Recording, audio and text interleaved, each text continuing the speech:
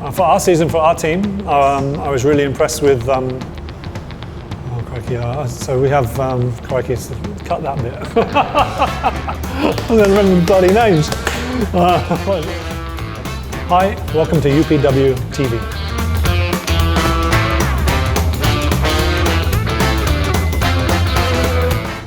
Last year. This year actually, wasn't it? See, it feels a long time ago. I've done a lot of stuff since we left the WPL. I had so much fun actually. It was a really interesting coaching challenge and something that I'd never experienced before. Coming in 3 or 4 days before the tournament started, after the end of the World Cup, and getting to know the players very quickly, and also getting to know the staff really quickly as well, was, like I say, a really interesting coaching challenge for me, something that I really enjoyed. And I found that the way that you guys do it here is really interesting for me, and it was fascinating, and I loved every minute of it.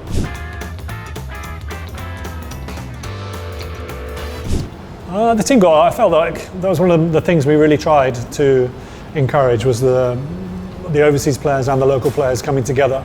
And trying to integrate those players together as quickly as we could.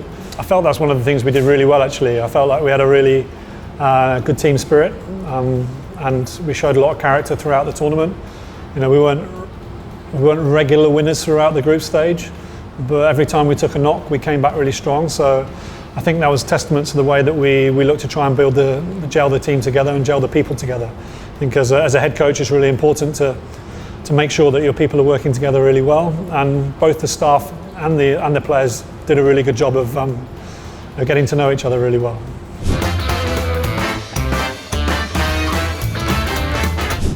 Oh, good question. I think over time, you know, it will change quite a lot actually. So with each different group of players that you have, and that's the same when I'm coaching the England team. You know, we have a 50-over squad, a 20-20 squad, and a test squad, and there's some different players that come in and out of that. So you have to flex a little bit as a coach. But then this was obviously a very different challenge altogether. Not only do you have the language barrier, some of the local girls their English wasn't so great, so we had to make sure that we were getting translations across not only between the captain and the players on the field, but also the coaching staff and the players on the training ground. So that was one thing that I found really tricky. One thing that I think I will develop as we go along, and I know I've noticed already being back here that some of the girls' English has really developed already in such a short space of time.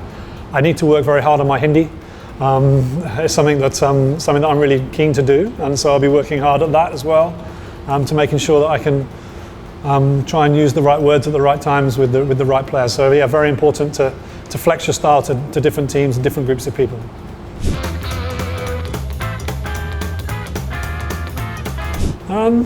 Yeah, good question. I think women's sport in general is growing, whether it's cricket, football. You see the World Cup going on at the moment.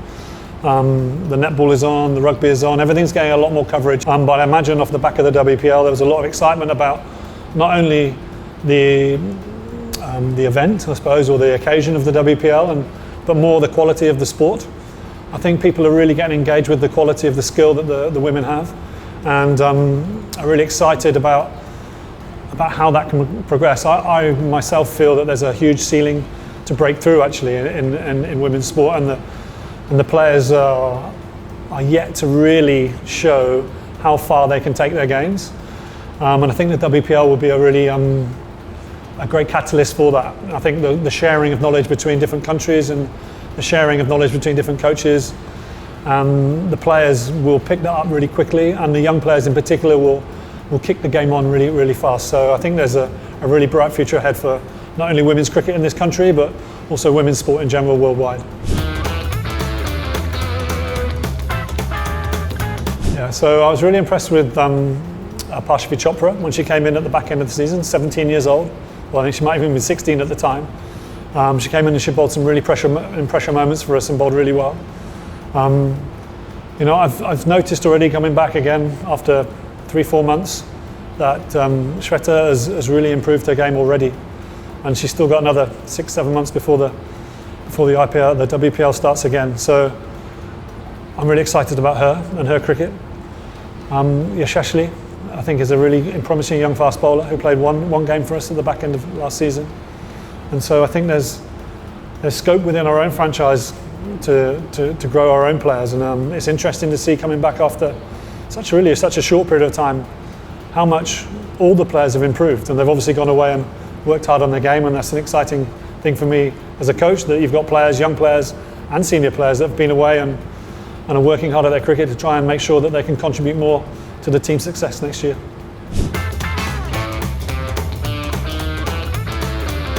Well, I think there was an obvious gap between our overseas players and the numbers that they produced and the performances that they produced and our local players. So if we can squeeze more out of all of our local players, regardless of whether they're senior players or junior players, I think that will be really a big priority for us across the board. So whether that's with the bat and being able to rotate the strike and hit more boundaries, or with the ball to be able to control the ball better and concede less runs, and especially in the field. Actually, I think our fielding was something where we can really shift on, and something that's pretty easy to do over a period of time. So actually, I'm encouraging the girls not to just work on their primary skills in terms of their batting and their bowling, but their fielding and the bit that they give to the team. I think that is something that we can really prioritise as well as a squad.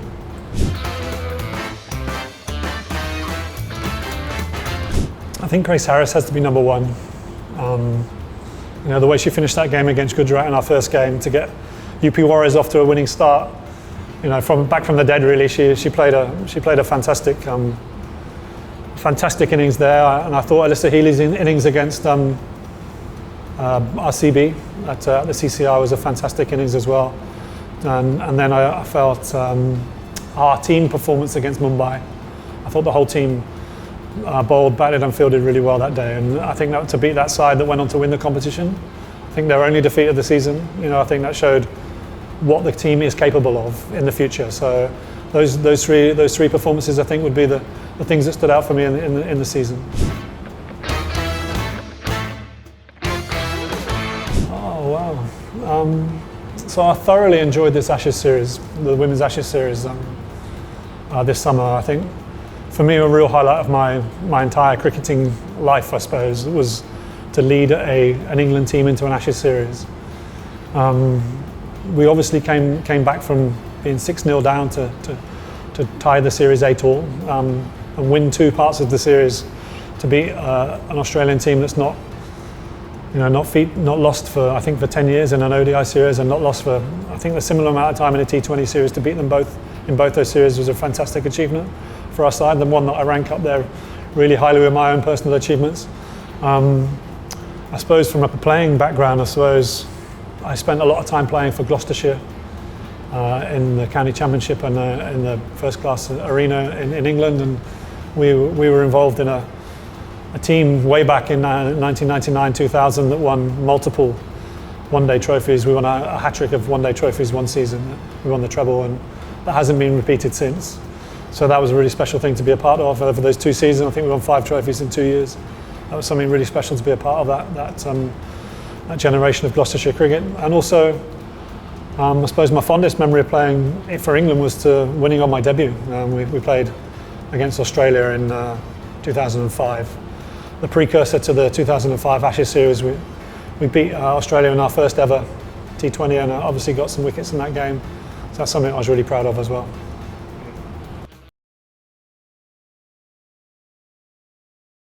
You spoke about learning few words in Hindi, so can you just share No. famous words you have? I said, no. No, not yet.